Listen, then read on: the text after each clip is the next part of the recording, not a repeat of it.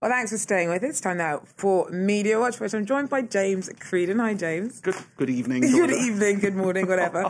Now, so we're going to start off with the reaction in the British media about Britain's breakaway from the EU. It's extraordinary. I mean, there were headlines across the British press today, but I think the most interesting one, and I'll get straight to it, is the Sarkozy snubbing Cameron around the conference table. Let's have a look at the Daily Mail here. Le snub, they call it, the moment that Sarkozy refused to shake Cameron's hand. And you can hear what they've done here. And if we can go to the moving pictures, actually, you can see what they've done is they've taken 3 screenshots, right? You see what it looks like is Cameron approaching Sarkozy, and then basically Sarkozy turning his back on him.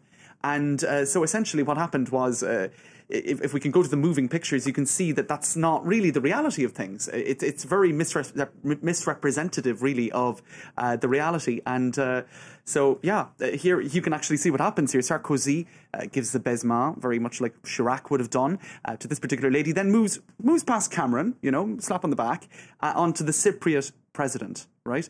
And there you can see it being played again. So what you can see from this is I think that the Daily Mail certainly exaggerated the sequence on the front page of their website, which was basically the most prominent feature on their website all day long. And guess what else they did, if we have a look online here? Caption competition. What words accompanied Sarkozy's now infamous snub of Cameron?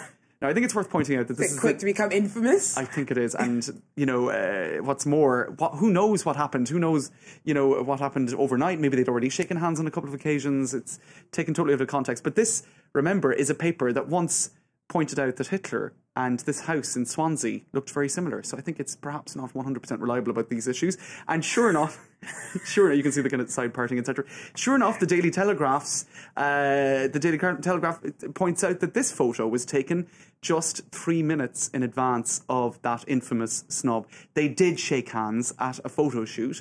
So, I mean, if I salute you, if I greet you when I come into the newsroom, George, I'm not necessarily going to do it 3 minutes later. I've said hello to you. I'm not going to do it again.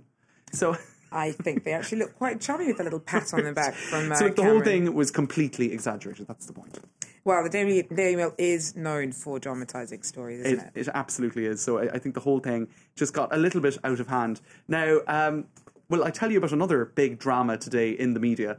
It was pointed out yesterday, but it's been gathering steam all day.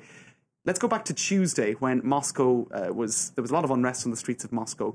Now, clearly some at Fox News, let's have a look at these pictures, because some at Fox News must have thought that the images weren't quite interesting enough, right? So what they did is they took some pictures that were actually of Greek demonstrations, Greek riots, and played them as if they were happening. Do you see the Greek text there above?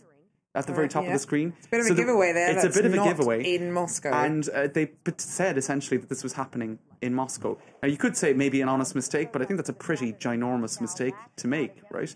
And now, John Stack, who is the Vice President of News Gathering at Fox News, has said he's confirmed that the error took place. Let's have a little look online. The Atlantic Wire is also... They said clearly the pictures weren't rioty enough. They wanted them to make it look rightier. And they took some screen grabs. If you have a look here, you can see actually a palm tree in the background. Now, I don't know any neighbourhood of Moscow that would be likely to have palm trees, except maybe... A pretty hardy palm it would have to be. And Pravda are pretty quick to say as well that the Americans are known for having a poor knowledge of geography, and it seems some Russians went as far as Greece to demonstrate their dissatisfaction with Putin. Now, what's interesting is, I suppose, tomorrow could actually see maybe 30,000 people taking to the streets of Moscow. So maybe there will be scenes that are livelier than the ones on Tuesday. But let's have a look at this to finish with, Georgia.